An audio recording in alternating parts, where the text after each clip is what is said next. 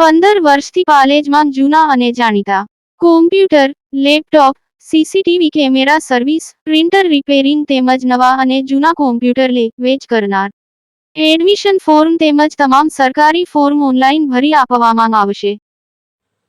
સિનોર તાલુકાના સિમરી ગામ પાસે બાળકીના હત્યાનું પોલીસ વાનમાં જ પોલીસ સબ ઇન્સ્પેક્ટર અને કોન્સ્ટેબલ પર ફાયરિંગ થતાં ચકચાર મચી જવા પામી હતી.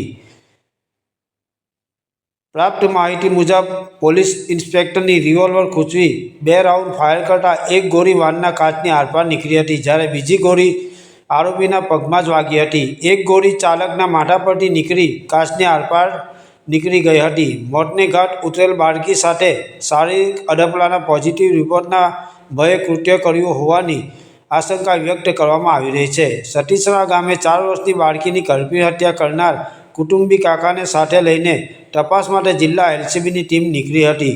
હત્યા કરનાર આરોપી એલસીબીના પીએસઆઈની સર્વિસ રિવોલ્વર આંચકી 2 રાઉન્ડ ફાયર કરતાં એક ગોળી ગાડીના કાચને ચીરીને આરપાર નીકળી ગઈ હતી, જ્યારે એક ગોળી પોલીસ સાથેની ઝપાઝપી દરમિયાન તેના પગમાં વાગી હતી.